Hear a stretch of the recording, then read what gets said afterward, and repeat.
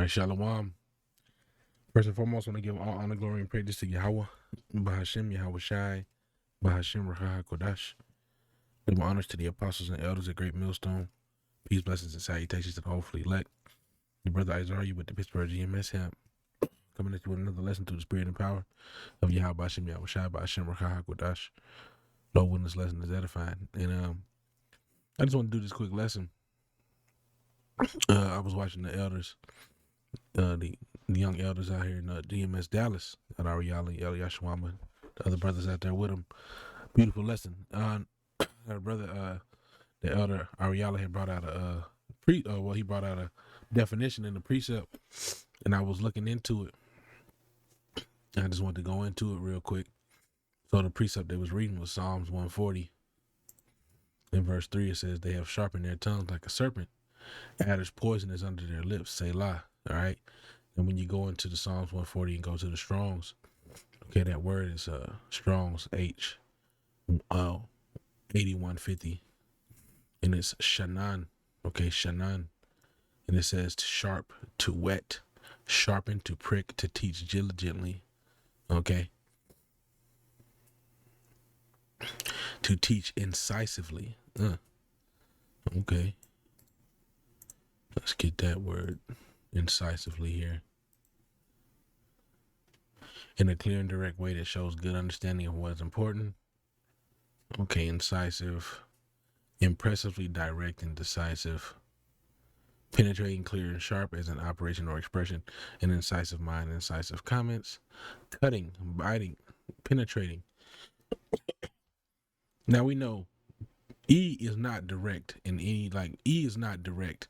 E is very subtle. The scriptures tell you, all right, which this is the thing that E has inherited, which, gets brought out from time to time. Okay, you go into Genesis 3 in verse 1, it says, "Now the serpent was more subtle than any beast of the field, which Yahweh power have made.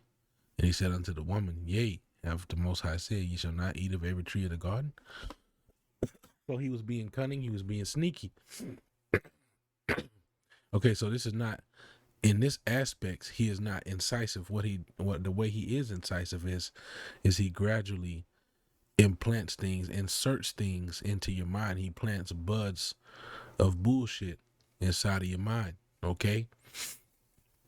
Scripture say, "Woe unto he that give thy neighbor drink, that he may look upon his nakedness." All right, that's what he does. He gives you this philosophy. Okay, slowly, a little bit over time, till you believe it. All right, so let's go back into this word. Okay, now, the word here is sanan.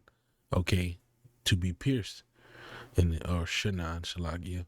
It says intensively, to pierce, figuratively, to inculate or prick, sharpen, teach diligently, wet, meaning sharpen.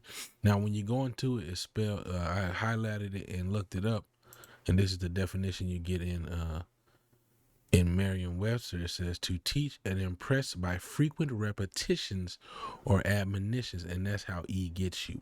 It's very subtle. You hear things over and over. I think the elders even went into that, how certain things, media and different things, they're all control opposition.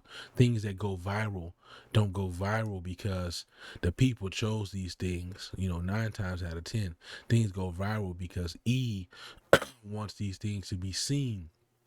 Okay, why you think that milk crate challenge went viral, where niggas was falling off them shits and busting their ass? Because E was trying to kill you niggas, and we wanted you to break your neck.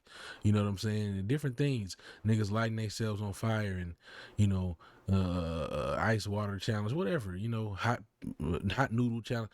All this shit is because E wants to keep you niggas in folly. Okay. That's what it comes down to. So he inculates, he teaches and impresses things upon you with frequent repetitions or admonitions. All right, that's how he works. That subtlety. You see? I don't know why I got this open. That subtlety. Okay, let's see.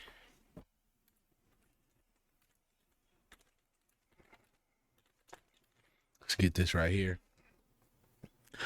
2 Timothy 2 and 16 says, But shun profane and vain babblings, for they will increase unto more ungodliness. And their word will eat as doth a canker, of whom is Hymenaeus and Philetus. Now I want to get this word eat. 2 Timothy 2:17. Let's just see if it mean, what it goes into. All right. 2 Timothy 2. Shalaki. Let's go down to verse 17. It says, and their word will eat. So there's two over here for eat. Okay. Echo. Let me turn it down. I don't know what he gonna say because I don't want it to be echoing.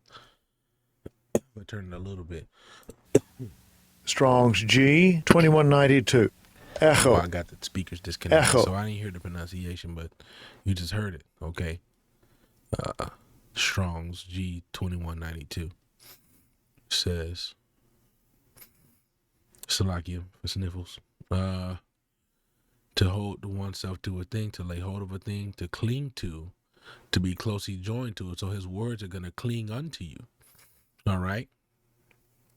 Of those joined to anyone by the bonds of natural blood or marriage, that ain't it. Okay. To hold in the hand, in sense of wearing, to have hold or possession of the mind, refers to alarm, agitating emotions, to hold fast, to keep, to have, or comprise, or involve, to regard, or consider, or hold as. No may. Food. Okay. So this is a two-part word. To take fast of something as if it were food. Okay. Now the scriptures talk about a table. Okay. Scriptures talk about table. Romans 11 and says, I'll just get to the point. Romans 11:9, and David saith, let their table be made a snare, and a trap, and a stumbling block, and a recompense unto them. Okay. So the things that are set upon their table that they eat, okay, because this knowledge is likened unto food. Okay. Here their table is being made a snare. Okay. In the book of what is it? Let me see here. It's gotta be Isaiah 28. Isaiah 28. I'm going to go around to verse 8. It says, for all tables are full of vomit and filthiness, so that there is no place clean. So all of these different philosophies outside of this truth, all right, are full of vomit and filthiness. Okay, so these tables, okay, are being made a snare unto these people. All right. And so the table that E has presented before these people, okay, and the table that these different wicked spirits on these people present to you, okay, eventually you hold fast to them and you consume them as if they are food. All right. And you kind of get that when you're listening to different rap songs, as they start repeating over and over, these philosophies go into your psyche. All right. And you begin to hold fast and eat these philosophies with your mind. All right. So you have to be careful, okay, of what you do. Hit the water. You have to be careful of what you consume. That's why it says to shun profane and vain babblings, for they will increase unto more ungodliness. So why would they increase unto ungodliness? Because you are intaking them, and they're being put on your table. All right, so to speak. Okay. And their word will eat as doth a canker. You see? So let's get that word canker. G140 G1044. Gangrania. It sounds like gangrene. Gangrania. I'm gonna play it for y'all because I can't Strong's hear G 1044. it. Gangrania. Gagrina. Probably. Gagrina.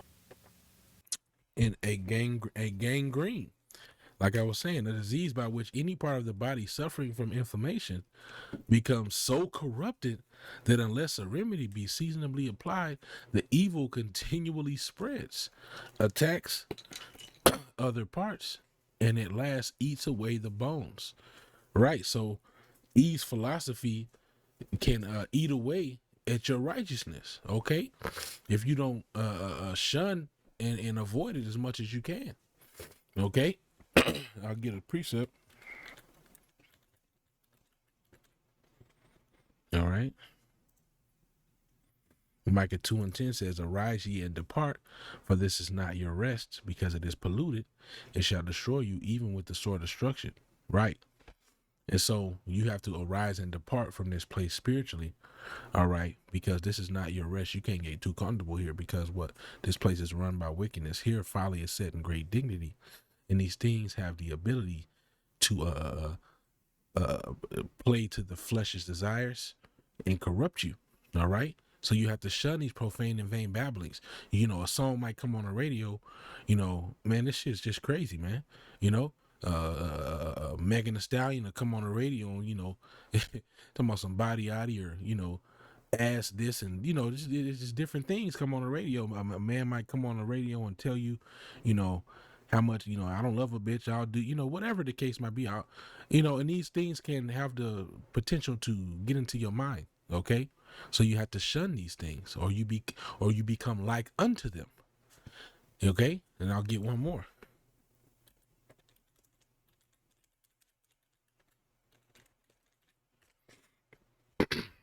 1 Corinthians 15:33 says, "Be not deceived, evil communications corrupt good manners." You see? So when we go back into this, all right, Psalms 104, okay, they have sharpened their tongues like a serpent, and adder's poison is under their lips. Selah. Okay? And that word again is inculate. They have they teach and impress by frequent repetitions and admonitions, man. And that's what E's doing. You know, with this Omarion, as the brothers was going into this, you know, these different variantes, you know, I'm gonna say it different, okay? I'm gonna say it different ways. You know what I'm talking about. E is pushing this thing by repetition. Get it. If you don't get it, you know, you better get it. If you don't get it, you're gonna die. This is a new thing that you know, B Dan is saying out here. Okay, speaking of Biden.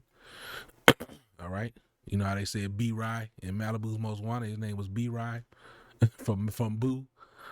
B Dan told you if you don't get it, you're gonna die. Okay? These constant repetitions and admonitions is piercing into these people's minds, and it's scaring the shit out of them.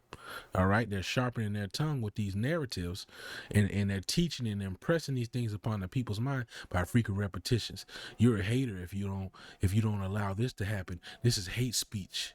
You know, you know, just all these different things, you know, the BHIs, they call us, Black Hebrew Israelites. Oh, they're a terrorist group. They're a terrorist group. They're this, you know, the more that he says these things, the more it gets into people's psyche.